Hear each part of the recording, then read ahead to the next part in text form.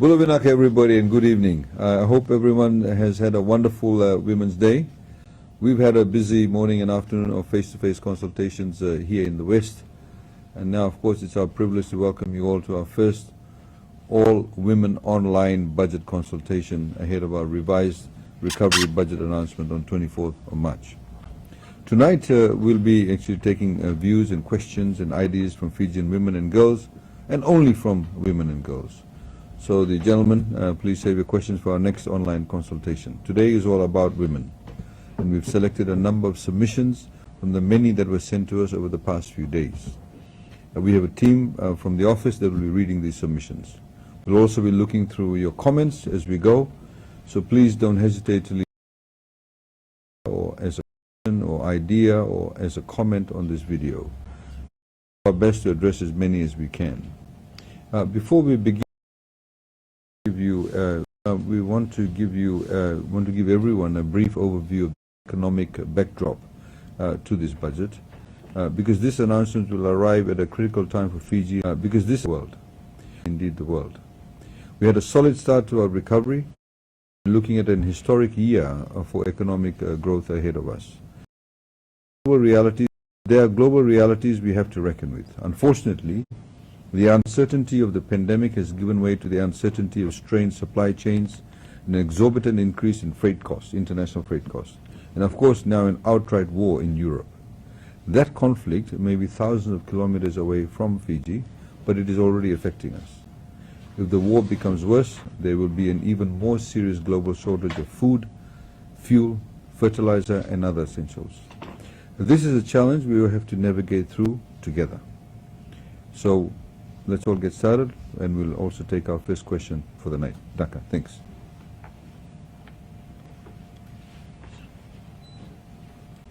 Please go ahead with the question.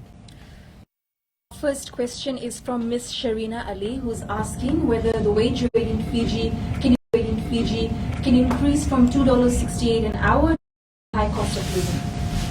Well, as announced by Minister Praveen Kumar Bala a couple of weeks ago, we have already initiated a wage review process. As you know, the Bainimarama government introduced the national minimum wage, and a lot of people don't necessarily know the difference. The national minimum wage is basically for unskilled workforce or labor. So if you've got somebody who may come to your house to cut the grass, you pay them $2.68 an hour at least. Or somebody wants to, you need to come to your house,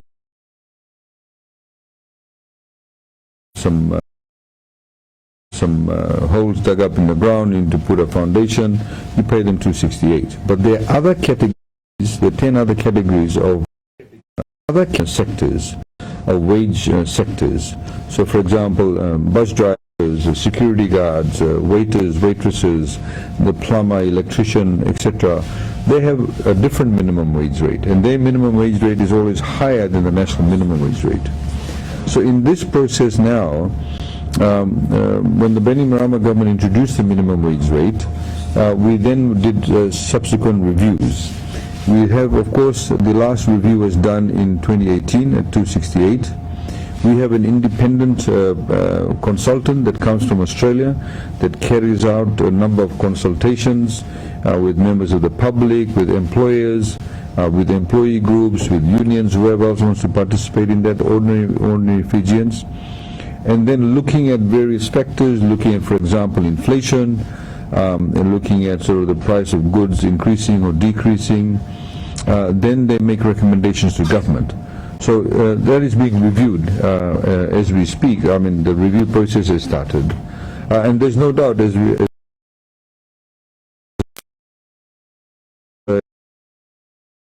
I was mentioning in the introduction, that because of freight costs, a lot of things actually are increasing. So we're very much cognizant of that, and most definitely we're going through a particular process. Ms. Ali is also asking if the schools can provide a special room for girls for situations such as when they're menstruating. Yeah, I mean, from a budgetary perspective, that's not really a budgetary matter per se. A lot of it depends on the schools themselves and their make, adjustments that they can make. Obviously, not all schools will have that. There are different, depends on the demographic makeup of the school, depends on the. But that's something that's left. But that's something that's left to the head of the school and the school management, and of course the students themselves. She Management. permits can wants to know H and taxi permits can be issued to successful applicants, including illegal operators. Yeah, I mean that's hopefully she's not an illegal operator, but a number of sort of regularization processes LTA has gone through, and LTA we know has got a some programs in place, as you know. With the taxi permits that were issued in Nandi and Lautoka, one of the first issues that will be addressed very soon will be issue of the open bases. That we think will also provide a lot of opportunity for those who have been issued taxi permits in the recent past. And we also understand that LTA is making will be making some other announcements in respect of taxi permits in other parts of Fiji. Taxi permits in other parts. The next question is Sarah Tukana, who wants to know whether the roads for farmers from Matakulu to Tokata can be improved, and whether the road from Bangio behind Koramakawa village can be gravelled. And these are FRA issues. We most definitely, we've got a. And these contact and we can get back to her regarding that. We have to look at the FRA program, and sometimes some of these roads may not be FRA roads. They could be, for example, farm roads. That's where Ministry of Agriculture gets involved, or they could be sugarcane roads. Again, that's Ministry of Sugar and FSC get involved in that. So we can most definitely give a feedback, and once we hear from these different respective agencies. The next question is from Ms. Margaret, who's asking whether the government budget can consider an improved link between the CWM hospital and Superville House with regards to birth and death certificates. Yeah, I think, this is obviously, Ms. Hitley makes a very good point in respect of the digital connectivity and the marrying of the software that exists between the hospital and the BDM office. There's a lot of work being carried out at the moment, as you know, in respect of accessibility. So now you can also make, online applications in terms of getting a birth certificate from BDM once you're given the birth notification at the hospital. And some of these, what she's recommending would be some of the steps that would in fact enhance our capacity between the hospital. It's not just CWM we have to think about other hospitals too. But the BDM office, or Birth Death and Registry office, needs to actually be the sole repository of all information. Because you know that birth certificate information and death certificate information has to be from a source of truth. We can't have everybody sort of interfering with that, because that could compromise the integrity with that. This the data that exists. So in terms of what she's suggesting, I'm sure she's suggesting it to make things easier, and that's obviously part and parcel of the Digital Fiji program. So Rodney Roy would like to stress the importance of more women in leadership roles. She says that 69% of teachers are women, however they are led mostly by men. All 4 divisional education officers are men, and so is 80% of the senior education advisors, which means that despite being highly qualified, women are continue to not be considered for leadership roles, and she's asking whether the government can play its role in breaking this bias. Well, I mean, under this government, we have now more women holding leadership positions than ever before in the civil service. Perhaps it does not exist in the divisional education officer positions, but obviously that happens through the OMRS system. In some of the other ministries, her ministry. The minister is a woman. The permanent secretary is a woman also, but the permanent secretary in some of the government government ministries and agencies have in fact far more. I mean, the AG's chambers a lot more female lawyers than ever before. In fact, I think the men are only about 10%, if that. So I think, it depends on the qualifications of people who have applied for those positions, whether indeed they've applied for those positions, but you can most certainly be assured that government has no specific policy in terms of having a bias towards women to stop them from occupying positions. So I'm sure as more women apply for positions, more capable people apply for positions, there would not be anything holding them back. Ms. Ratumai Tavu, whether it will be possible to wipe out any debts and bank loans below 15,000 that would have accumulated over 15,000. Government would have had, because the woman or girl in question would have had to stay home to look after the children because she is not earning enough to pay for a nanny. Yeah, I mean,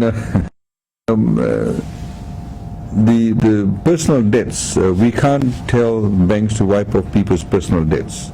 That's a legal relationship that you have. For example, if you have an account with BSP or Bread Bank or Home Finance, etc., that's a legal relationship between yourself. But as you know, that because of the pandemic, we had a number of initiatives both with the banks and various other entities, including at one stage with the hire purchase companies, to go easy on people, to show some understanding, and indeed they gave what we call loan holidays to people.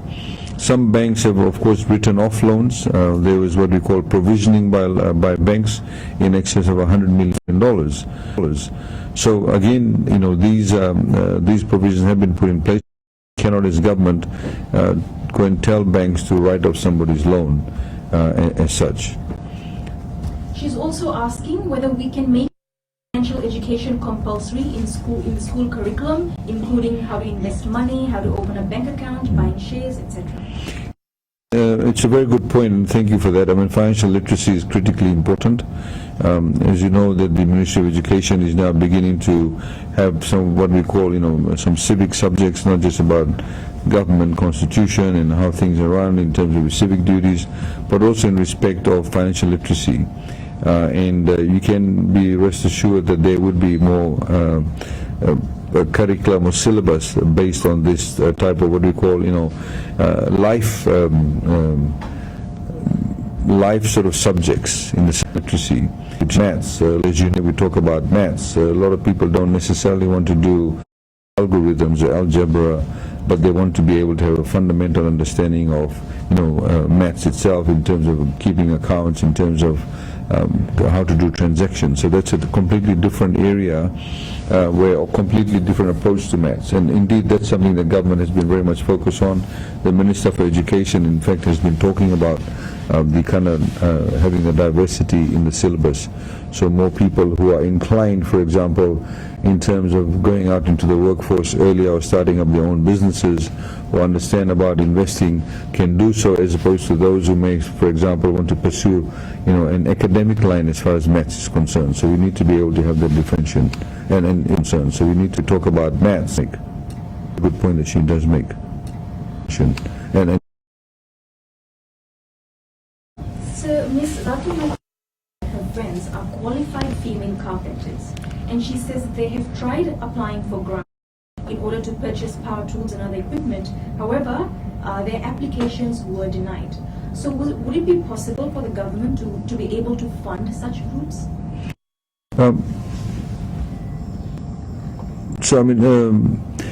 We have, as you know, a $200 million loan facility that was announced in the budget last year in August, where micro, small and medium, where enterprises could actually apply for loans with FDB or any of the other banks. And we know a lot of people, in fact, have been assisted through this scheme. What has actually happened in this scheme is that the way it works is that for the first 2 years we pay your interest rate for you. We pay your interest, the principal payment is not required to be paid, and only in the third year do you start making repayments. It gives you 2 years to be able to, stand up on your feet for your business to actually start making money, etc. So in terms of purchasing grant application for purchasing tools, you could approach the Ministry for Youth, but We would suggest also that as a group you can also apply through the FDB or any other bank that you have a relationship with.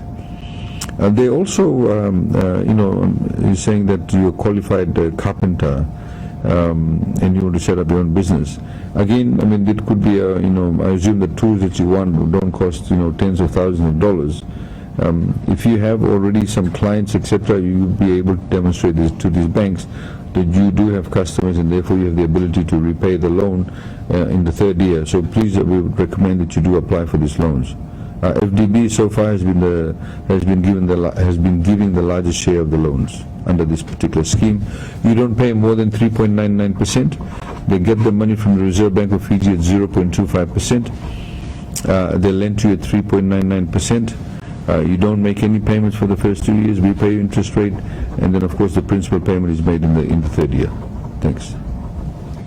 Vasalai Walu has a question in regards to maintenance claims. She wants to know whether women can claim for a higher sum of money from the father in question to account for the rising costs of baby items, school items, and living costs.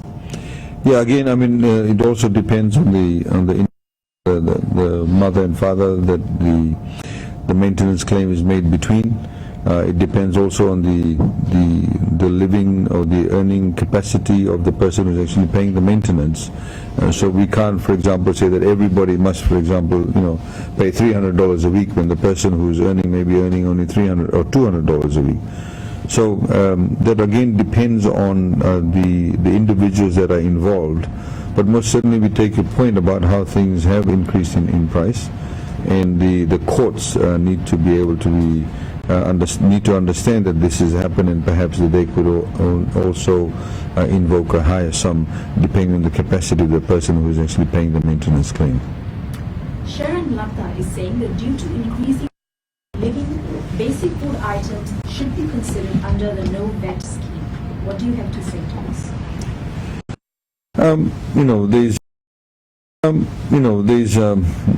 There was when we talk food items, there were 6 items that there's VAT exempt, but there are a lot of other items that aren't VAT exempt, and those 6 items weren't necessarily something that you would 6 items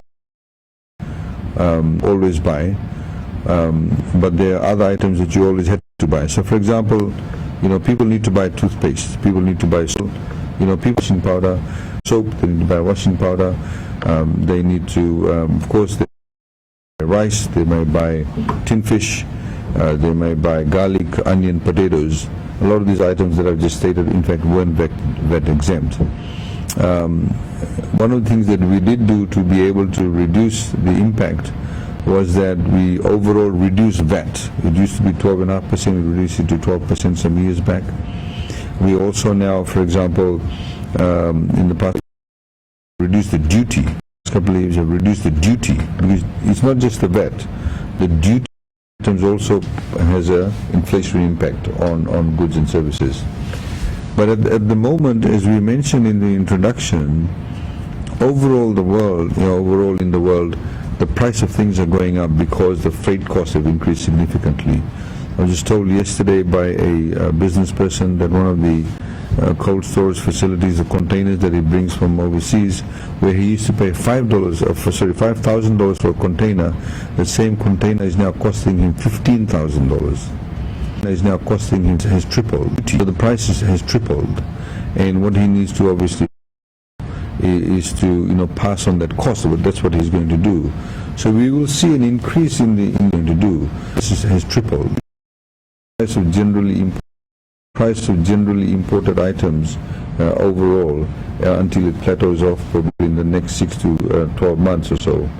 But as we also said, 12 months or so, wars, uncertainty globally between major players does also have an impact on us. And so, for example, as we've been saying in the budget consultations, that in Fiji everybody eats roti, they eat cake, bread, pani keke, purini, etc. Now that is all made from flour. And flour of course is made from wheat. We don't grow wheat. Two companies that bring wheat from overseas, from Australia, basically flour mills of Fiji and Punja and Sons in Lautoka.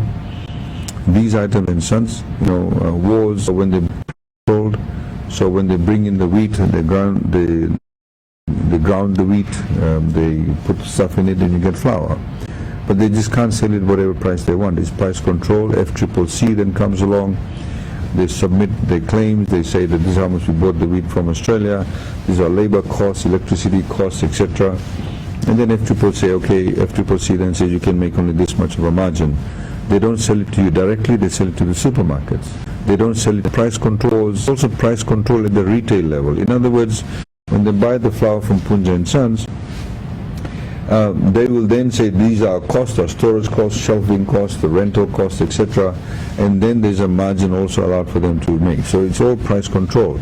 But if tomorrow the price of wheat goes up globally, or it goes up in Australia, so it jumps from $300 a ton to $400 a ton, the price of flour also will go up in Fiji, even though it is price control.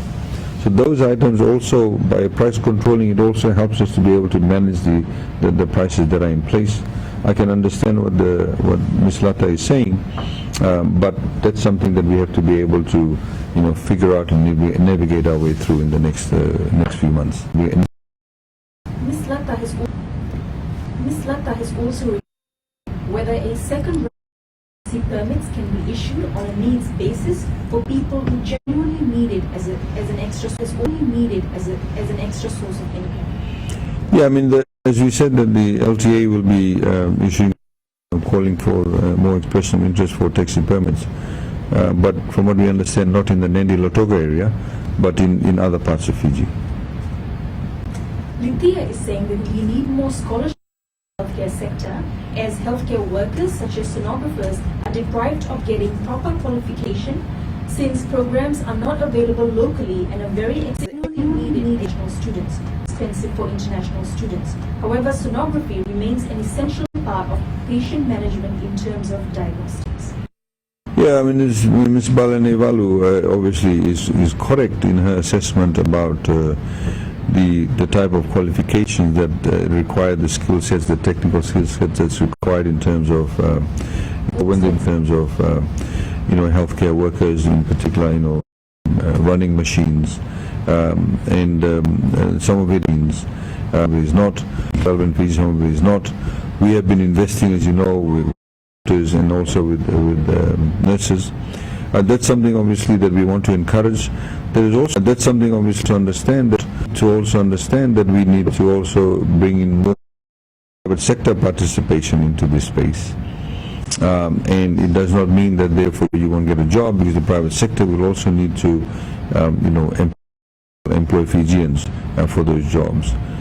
We currently are in the process of the need to also understand very soon where all the biomedical facilities, including X-ray machines and for MRI machines, whether they also various other ultrasound machines, etc., scanners, machines. So need to also where all scanners could in fact be maintained by the private sector in the public hospitals. This will increase not just the jobs available for people, but it also means that those machines are running 24/7 as and when we need them, at least having an uptime of about 95%. They also not only need to run the machines, but they need to provide the personnel, because sometimes we've seen let's provide the personnel, because sometimes Ms. Balanevalu is alluding to is that sometimes when you have, for example, a person trained in sonography, that person may be the only person, and if they migrate, then suddenly that machine cannot be used. So by having it outsourced, one of the conditions of a person getting the contract would be they must always have consistently a sonographer always employed. But we completely agree with what she's saying in respect of providing that opportunity for training. Currently, of course, as we highlighted in the budget consultations, with the border shutting down, the government revenue decreased 50% almost overnight, and so that has had an impact on our ability to give more scholarships to be able to have more students being sent out for training. But as and when the economy picks up, then we'll be able to do more and more of these sort of funding of such training. Kritika Raj is asking, increase the price of milk in order to help dairy farmers and motivate young people to join the dairy industry. Yeah, I mean, the government provides a subsidy actually for dairy farmers. Farm gate price subsidies have been provided. Southern Cross Foods, as you know, is the entity that actually buys the milk from the farmers. And again, as prices increase, then we'll find more and more people getting into that space. But we also have the issue of brucellosis, where it has impacted on the production of milk and the ability of farmers to do a lot more. Okay. Meher Bano says that she has been unemployed for many years and has been told that the age for entitlement has told that the entitlement has social welfare is 65 years and above. She is requesting for a reduction in age for entitlement in the next budget. Yeah, I mean, is asking for the social pension scheme. That was in fact started off under the Benny Marama government, where we recognized that a lot of Fijians, in particular a lot of females, who were never employed in the formal sector. So when they reached old age, or when they retired or stopped working, they had no form of social security. They had no income.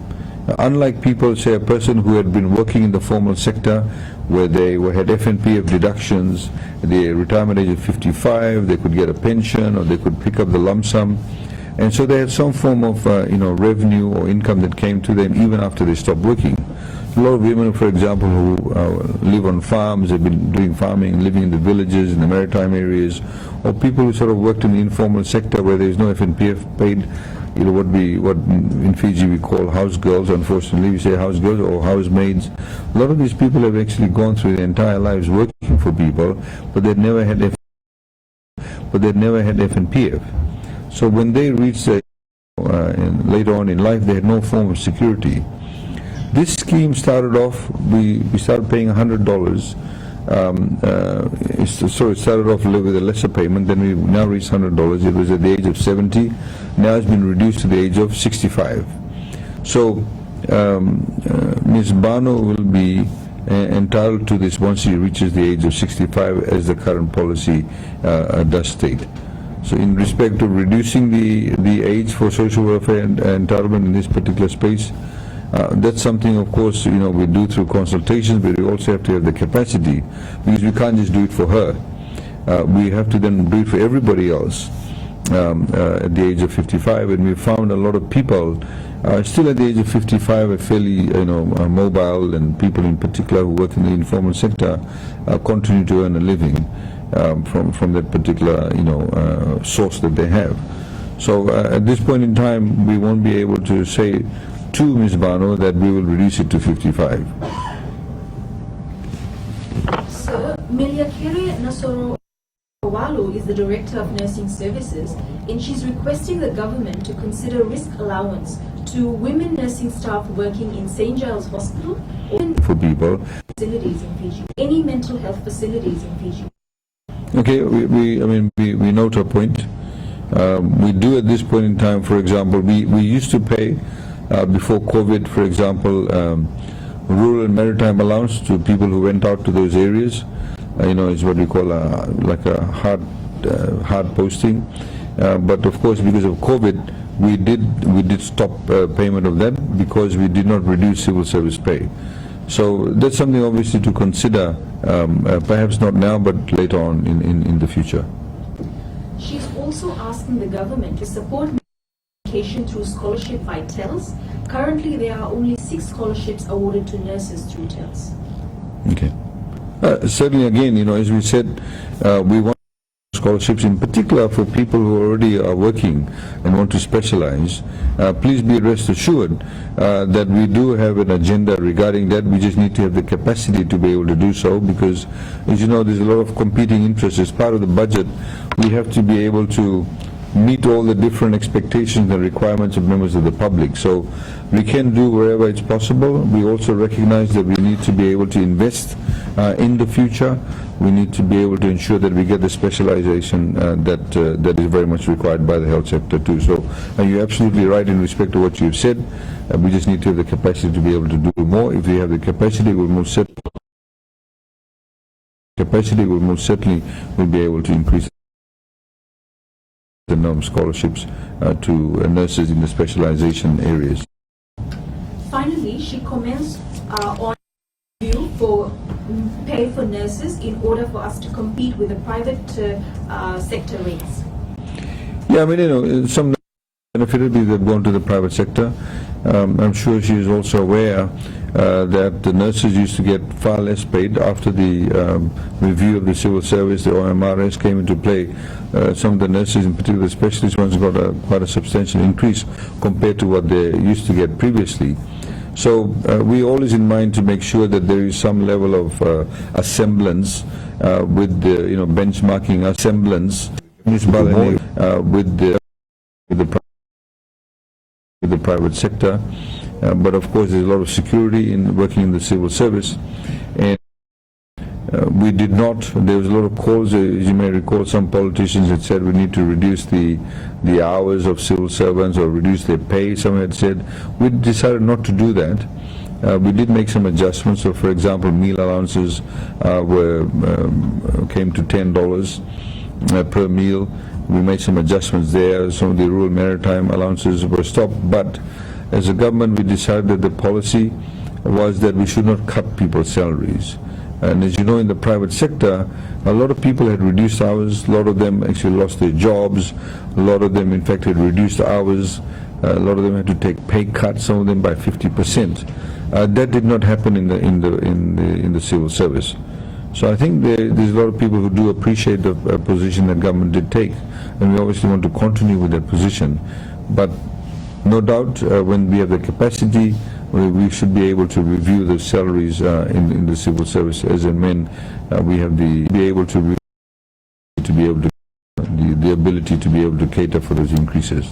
Thank you. Radhika Kumar requested increasing wages, and she has also said for advisory councils to consider equality in distribution of goods and services during disasters. Okay, so there's a couple issues there. The wage increase increment that she's suggesting. We cannot just bring down the price of groceries. As we said, a lot of the groceries are imported. Most of the groceries in Fiji are imported. They're not necessarily made locally. Of course, if you eat dalo, cassava, bindi, bhaji, bele, bora, and all of that stuff, that's all grown locally, and you can actually access that. And prices for those items gets affected predominantly when there's a undersupply, a huge demand, or where there's a cyclonic event or some inclement weather, and it does affect the farms, etc. But the prices of some of these things, of course, are going up because of the freight cost. We are looking at how we can meet those costs by doing a review of the wages. Regarding the advisory councillors, I assume that's what she's talking about. It would appear that some advisory councillor in her area did not distribute the food items on a fair basis. So if she could give us more details as to what area she comes from, then obviously we can address it with the advisory council. Government obviously has no policy to say you must discriminate against people. When government does give any relief supplies, it has to be distributed to all those people who actually need it, and that's how it should be distributed. Radhika asking whether it is possible for M-Pesa disbursements to be given before schools open in April this year. I assume by M-Pesa she means 360. She means 3 cost. That's quite a bit of an ask at this point in time. A lot more people are going back to work. 360, in fact, was given when a lot of people were, in fact, unemployed. We wanted to help people to, have some form of living, some form of access to an income that will help them meet some of those day-to-day costs when they didn't have a job. But as we find more and more people are going back to work, that's something obviously we need to be cognizant of, and we'll see how it works out. She's also whether the government can provide subsidies to people whose EFL meters are not in their registered names due to land issues. Yeah, I mean, it is an issue. And I see that a question says that the person under whose name the electricity meter is, does not want to sign or transfer the paper for subsidy, which is unfortunate. I mean, we as human beings need to help each other. If a person does know that the meter is for electricity used by a particular house, and they don't actually use that electricity, then they should not hesitate to transfer the name or the subsidy to the person who's actually paying for the electricity. So it's unfortunate that's happening in her case. But as you know, that EFL won't give the subsidy, or they only will give the subsidy only to those people whose name the meter is under. Elena Kasana to request for partial withdrawal or full withdrawal of FMPF money to people who are below the age of 55 in order to help them plan for their early retirement and help support their family. Budget made in last year's budget that those who are over the age of 50 but not 55, and if they have $10,000 or less in their FMPF accounts, they could actually withdraw that amount to help them, start their business for whatever purpose they want it for. So that provision is there, unless Elena has more than $10,000. If she has more than $10,000, then if she's 54, we'd please urge her to wait for another year. Thank you. That sees the end of the submitted questions from our various women contributors. We now open the floor for the Minister to address various questions that have been submitted online through Facebook.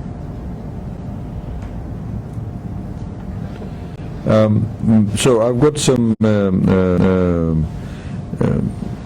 questions here. Somebody has asked that, well, actually it's thanking government on the tails and toppers over the past number of years. Again, like we said, we have not stopped tails or toppers. There's been some conditions that have been put regarding your ability to get tails and also, of course, toppers. There's been some limited number of spaces. But one of the things that we have noticed as a direct result of free education from early childhood all the way to year 13, and also tails and toppers at university level, we now have more females than males in schools and also at the university level. We know that previously, when before we introduced in 2013 the free education system, a lot of families had to choose between sending which child to school, and we invariably found if they came from a large family, then the boys went to school and the girls stayed back at home, because the idea was that they'll get married off in any case. So that has completely been changed now, because now the parents don't have to pay any fees whatsoever, building fees or any other fees whatsoever. And we now have free textbooks. We have also, of course, now subsidized travel to schools. That has made it a lot easier for parents to be able to send all their children to school, and as a result of that, a lot more females are in schools now. So I think that has worked quite well, and I would like to thank Kamini Mudliar for her comment too. There's a lady here called Tanina Dresia, who said too much talk, the sugar price is too high. The sugar price, of course, has increased. So has diabetes in this country. We need to understand that. The sugar price has not increased for a number of years. The last review was done about 4 or 5 years ago. The farmers, in fact, have been assured of $85 a ton. One of the issues that we did talk about earlier on, for example, prior to COVID, a sugarcane farmer to buy a bag of fertilizer cost $45.65. The farmer paid $20, the government paid on their behalf $25.65. That same bag of fertilizer will now cost anywhere between $80 to $90. Between China and Russia, they make over 90% of the world's fertilizer, the main components of the fertilizer, 90% of the world's fertilizer. So you can now imagine what's going to happen. If the farmer may pay only $20, government will have to pay, if the bag of fertilizer is $80, government will have to pay $60 a bag, which will equate to government having to allocate about $60 to $70 million in just having to allocate a subsidy, simply fertilizer subsidy. So a lot of these costs are going up. When the sugar prices does increase, the farmer in fact receives 70% of that, and 30% goes to the miller, which is FSC. The world market price of sugar is $62 a ton. Government is assured of $85 a ton. So there's a difference.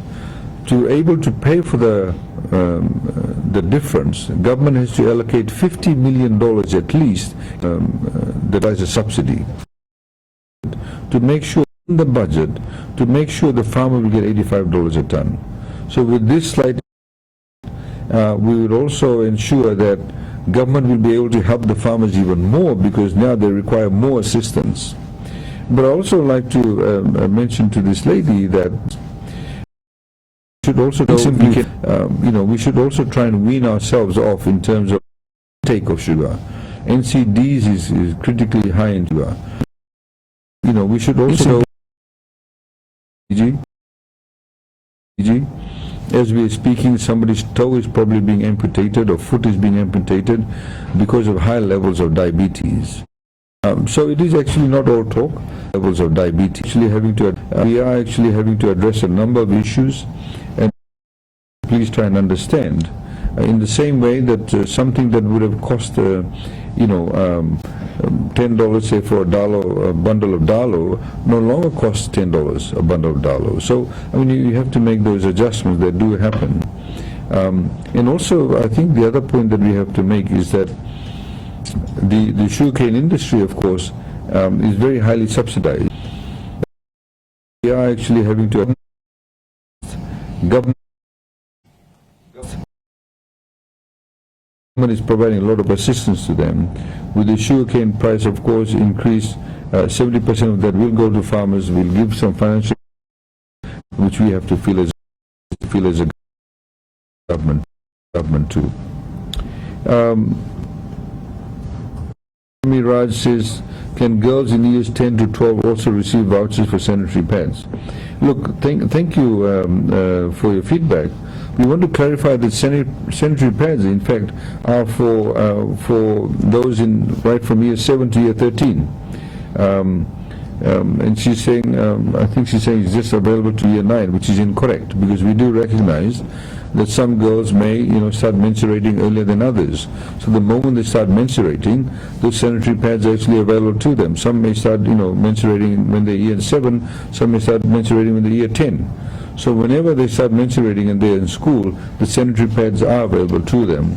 If she has said that if she knows somebody who's not getting it, please let us know, send us the details, and most certainly you can follow up with that particular school for that particular student. We allocated $1.5 million in the budget that was delivered last year in July, and of course we'll continue with this particular program.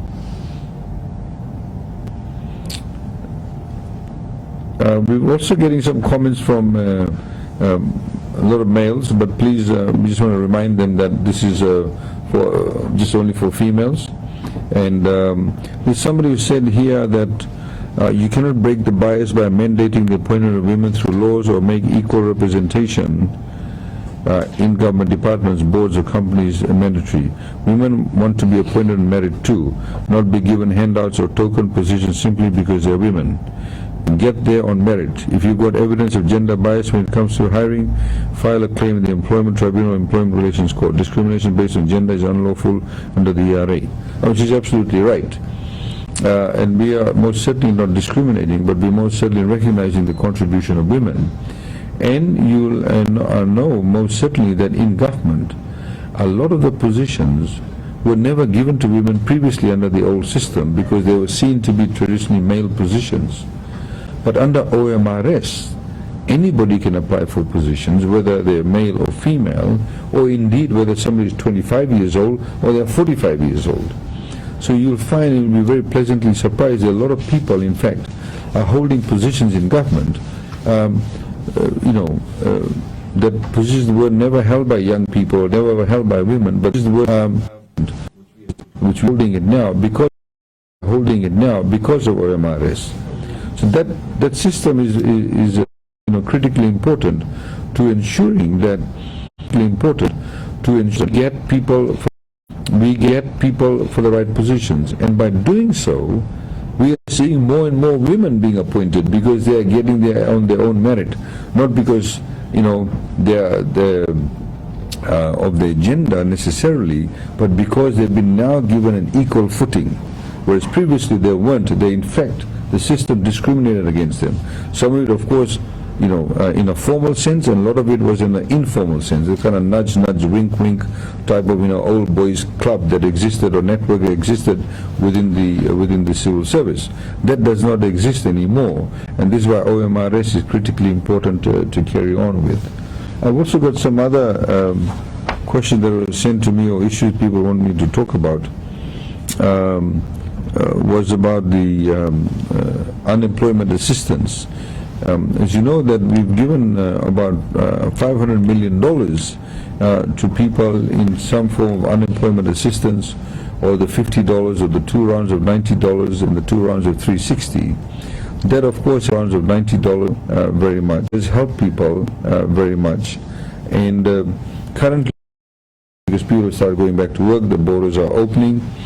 But we also made sure, for example, the poverty alleviation continued, the schemes, whether it's pension, whether it was the disability allowance, whether it's abandoned children, grandparents looking after children, poverty alleviation scheme, all of that continued. We never reduced it because we need to ensure that the social safety net was put in place. Over $200 million was disbursed through FMPF, where people were being paid the unemployment benefit through government if their general accounts had been exhausted. So those are the sort of systems we provided. Market vendors, a lot of market vendors in Fiji actually are women. So a lot of them, so all of them have their market fees paid for 1 year. This has assisted them tremendously, and we got a lot of positive feedback in that respect. People who were fishing or got the fishing license, we actually paid the fishing license for them. People, for example, who were PSV drivers who needed their permits renewed, they went this year. They obviously got it paid for by government. If you got a birth certificate, again you got that free by government this year to provide people with that level of assistance. Somebody here has asked me about Act 22 of 21, or what some people call Bill 17. There's no longer a Bill 17 in place. Bill is when something is a proposed law. As soon as it's approved by Parliament and is assented to by His Excellency the President, it actually becomes an Act of Parliament. In other words, it already becomes law. Bill 17, of course, is Act 22 of 21, which is now law. It's been in law since last year. A lot of misinformation, a lot of false information, a lot of deliberate lies, in fact, have been told about this particular law. People are still referring to those who are spreading the misinformation as Bill 17. There's no such thing as Bill 17 anymore. Please get with the program. It's now Act 22 of 21. Now, a lot of people who are spreading the misinformation have said because of this particular law, the iTaukei landowners will lose their ability to control their land. Anybody can come and lease the land. It's all nonsense. There are 5 things that are prerequisite before land can be leased, iTaukei land can be leased. So if, for example, I wanted to go and lease some land for agriculture purposes, the people who own the land, that particular Matangali or Itokotoka, etc., that own the land, they firstly have to, 60% of the members of the landowning unit must actually agree to lease the land, number 1. Number 2, they must agree to lease the land for a particular period. They may say we want to lease the land for 30 years, 50 years, 99 years. They must also agree for the purpose for which the land will be leased for. So if I want to lease the land for agriculture purpose, they have to agree it's for agriculture purposes.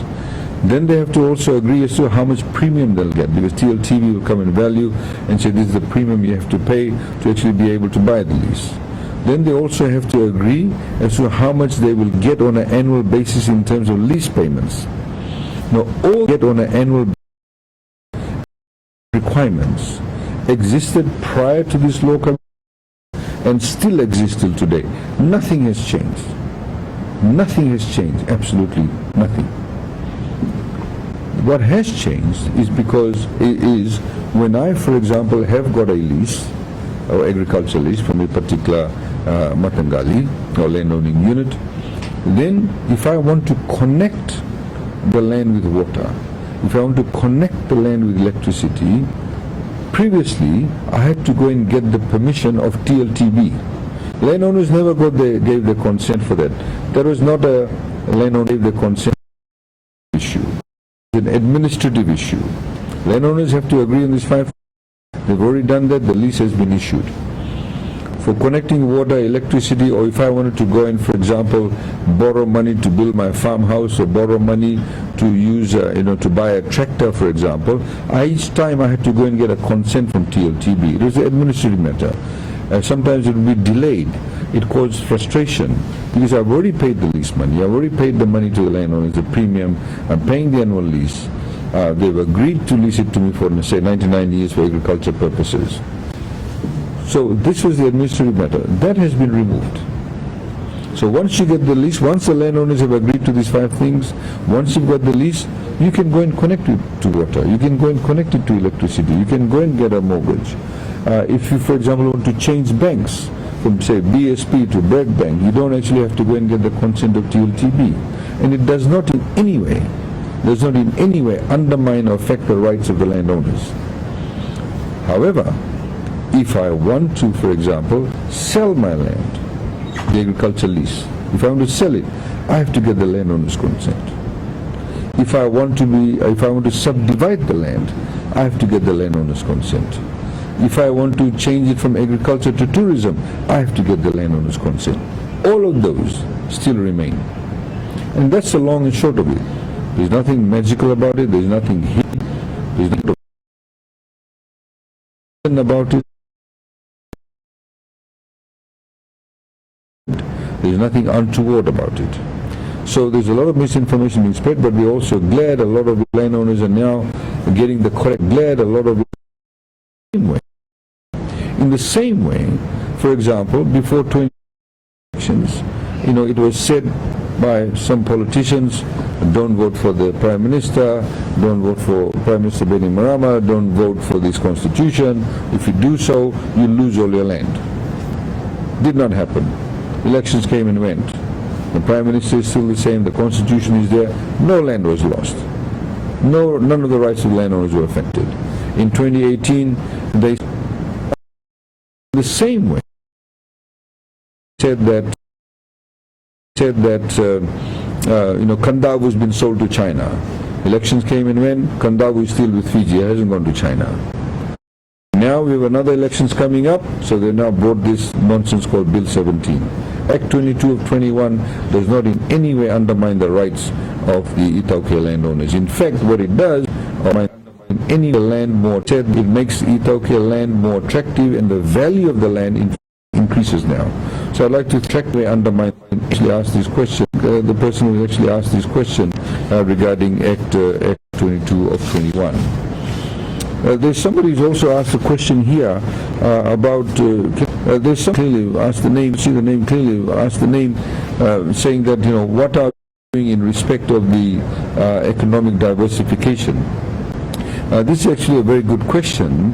In fact, we have been working on diversifying the economy. We simply cannot, even prior to COVID, we simply cannot depend on only 1 or 2 factors, or 1 or 2 sectors, I should say, that contributes to economic growth or provides jobs, not just tourism or just sugar.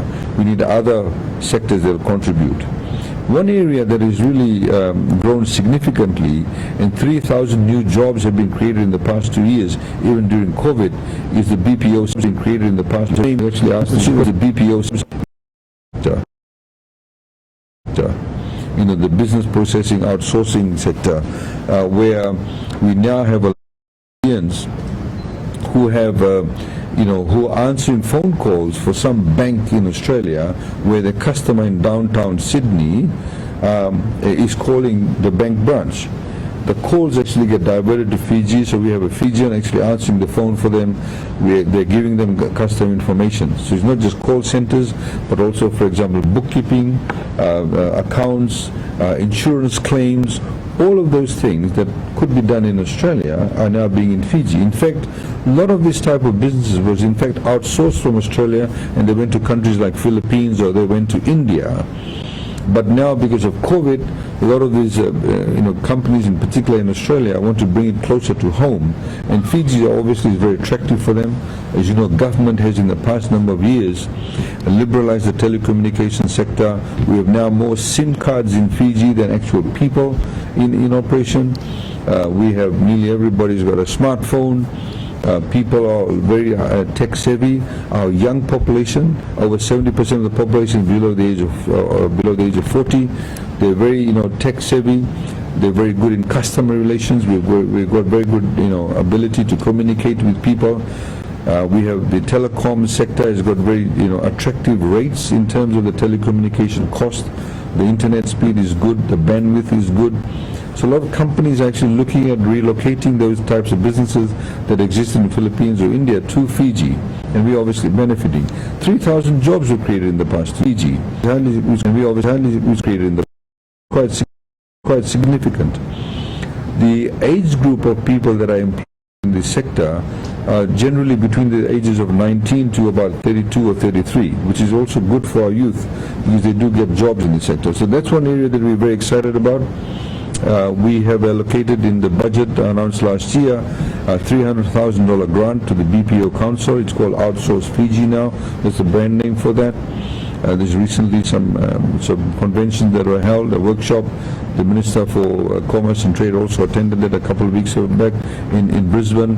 We've had discussions with, for example, Telstra now, as we all know, is buying Digicel. Telstra is a large telecommunications Australian company, and they themselves have outsourcing work that they do. So we've spoken to them about it, and we're looking at getting more jobs in this sector. And this is more jobs in our economy, a way of diversifying our economy, and also tapping into the talent that exists with our people. FNU is now offering a basic course in BPO, and we hope that FNU will do more work in this area. So that they are some of the things that we have actually we are looking forward to in terms of diversification of the economy. Any more questions? More comments? Sorry, some of these are coming quite fast.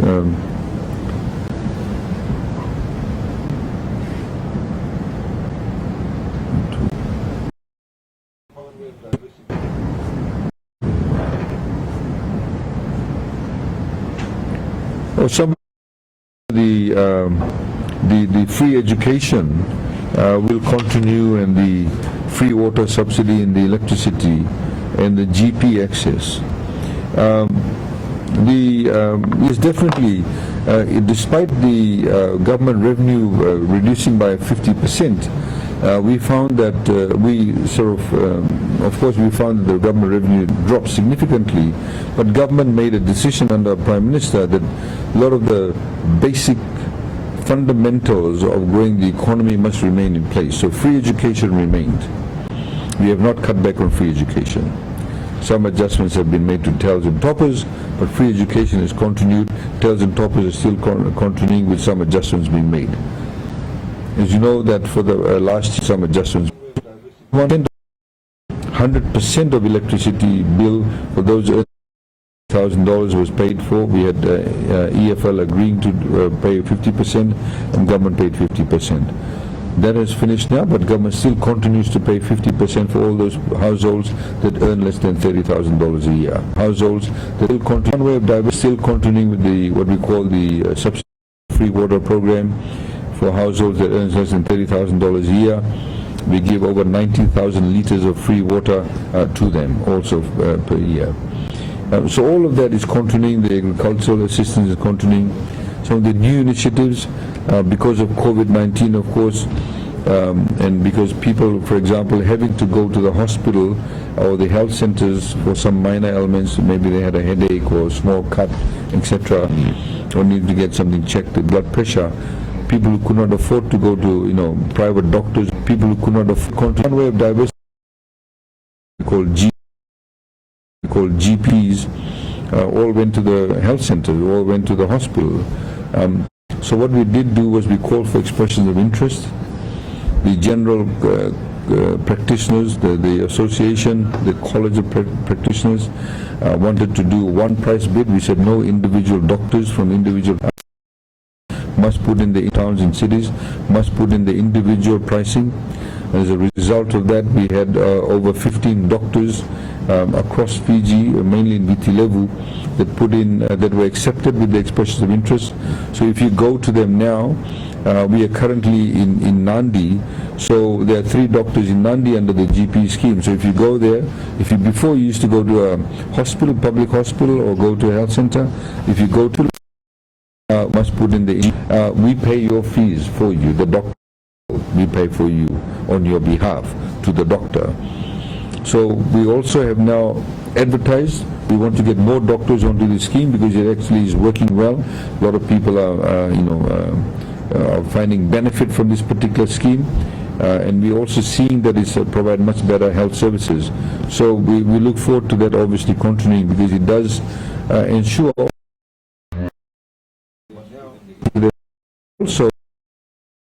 also that people, when they go to the public hospitals, eventually the idea is that they'll go for the matters, so they can get attended to really quickly, and those people who have some minor ailments can actually go to the GPs.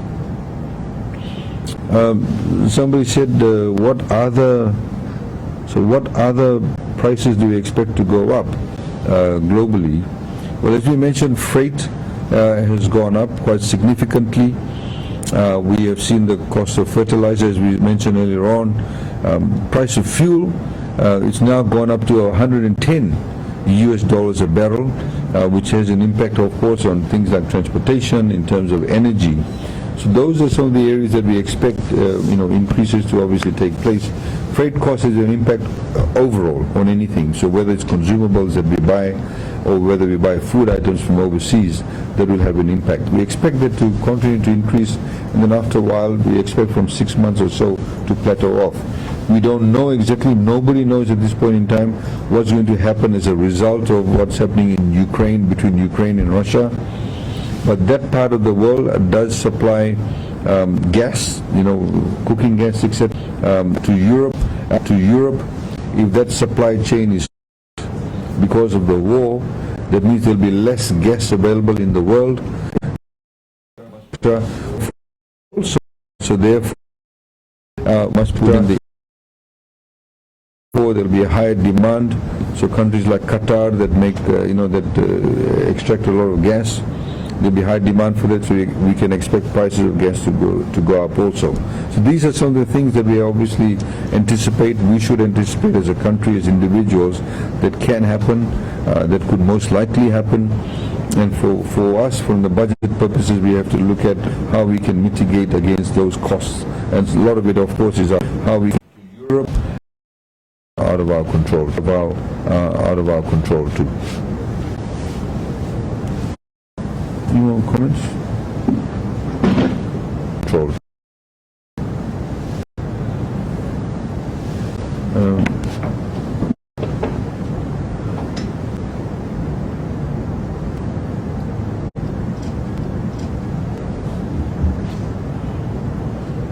So the question here is, a number of strategies have been popular among overseas governments and donors to try to encourage more women into politics, including training women for political candidacy.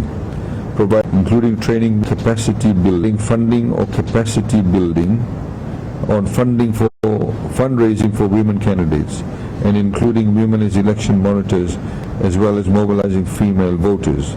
Can budgetary allocation be made to increase women's democratic participation? I think democratic participation, quite a, that's obviously quite a, a number of things, list of items. The electoral system that we actually have which is not what we call single member constituencies. As you know, some of you would know, you're old enough to know we had single member constituencies, so we have like Bar Open, Nandi Open, all of that. We of course used to have an ethnic system of voting too, which kind of distorted a lot of things.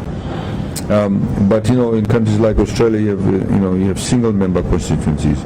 We are like Israel. Israel, for example, has what the entire country is one electorate. That's what Fiji has, exactly the same. We have a one electorate system. Okay. That's obviously quite.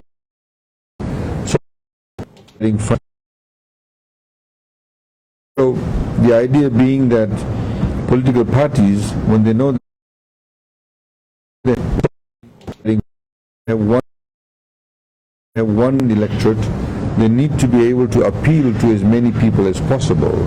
And if they know that nearly 50% of the voters are, and some females may have the vote, actually vote because of gender, or may have people who they think they have a sense of affinity with. Political parties tend to put people who are, say, youth or people, females, etc. To be able to appeal to them, because political parties, by their very nature, a lot of them political instruments. The whole entire machination of political parties is being win as many seats as possible. So they'll try and have a number of candidates that could appeal to a number of voters. This is why, as a result,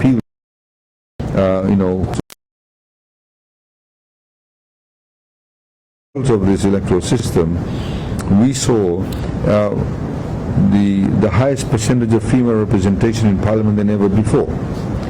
So, which is obviously an indication that electoral system to provide for that particular opportunity, obviously an indication voters, for female voters. The elections office, the Fijian elections office, have a number of outreach programs in terms of reaching out to voters, and have in terms of to vote. It's not just males or just females, it appeals to everybody, and we of course encourage people to do that. In respect to making budgetary allocation, we make funding available to the elections office, the electoral commission. Their job is to make sure that they reach out to all the voters, that they carry out workshops. As you know, His Excellency, our President, a couple of weeks ago launched that particular program by the elections office. They're going out, they're registering people's office, creating awareness. They're going out creating awareness. We need awareness. More polling stations. I have more polling stations than ever before. We also have a much more robust system regarding pre-polling or postal ballot. People to be able to encourage people to be able to post a ballot, vote irrespective of whether they're working on that day or whether they live in some remote island in the maritime area. So our funding is made directly to the Fijian elected to carry that out. Elections office to carry that out. The long and short of it is that.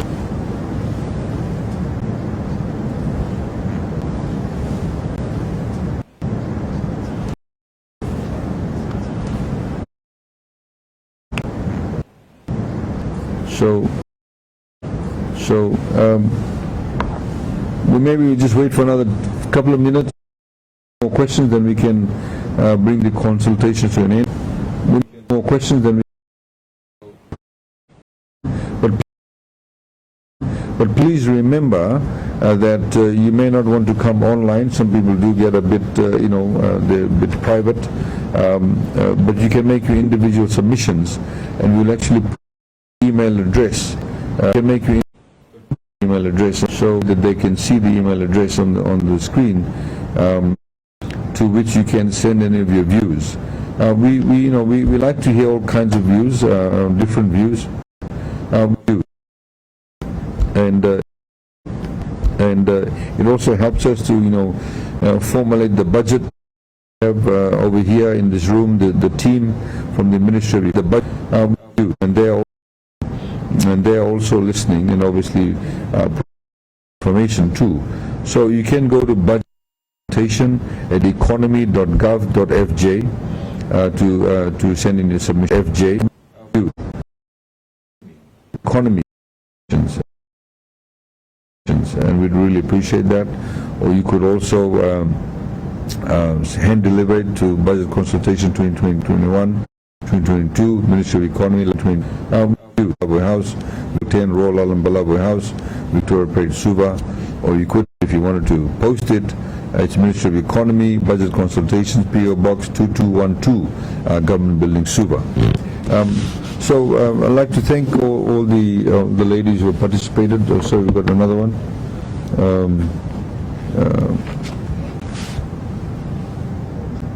Okay, sorry. There are some people, some men questions too, but please, some men, please, gentlemen, please, this is not your day. We'll take a note of your questions. We'll be having another online consultations that will be open to everybody. And then you can ask your questions then, or you can send in your submissions, but it doesn't stop you from making your submissions now to budget consultation at economy.gov.fj. And we'd like to thank everybody actually that have joined us online, all the women, all the girls who've joined us online for the first ever all-women online budget consultations. Your voices obviously have come through loud and clear, in particular those ladies in the beginning who asked those questions. I'd also like to thank those people who had sent in questions by way of clarification on the various subject matters, whether it's Act 22 of 21, whether it's in terms of the cost of living, whether it was in terms of some of the other matters, for example, the sugar price, and whether it was about the tails and toppers, and also about the sanitary pads. Because a lot of times we find that, because a lot of times when we have these face-to-face consultations, a lot of people raise the process issues. So government may be doing something and are not making apologies. So some people who tend to implement it, or who are supposed to implement it, I should say, tend not to do it at the same sort of speed or same level of commitment, and we need to be able to get that feedback from you, because that's the only way we can improve the system. So your feedback is important for us. Feedback is critically important for us. Please do not hesitate to give your feedback. If you feel that some people aren't doing the job at a particular level, a particular district, particular agency, particular office, particular agency, particular ministry, particular department, we look forward to your feedback. There's also feedback through the government page also, where you can constantly provide your feedback, and that's the only way that we can improve the system. So ladies, thank you very much. Ladies and girls, thank you very much for your participation. And as we said, we'll be having another round of consultations for the general public. You could also participate in that, or if you want to send in your submissions now or tomorrow or day after tomorrow, it's budget consultation.gov.fj. The budget submissions will stop next week. We'll stop receiving them. We have to formulate the budget. The budget will be delivered on the 24th of March, God willing, at 7:30 p.m. and then the budget gets debated the next day for it to be approved, because it is a mini budget. So thank you very much for your participation, and wish you a very good evening. Naka, thank you.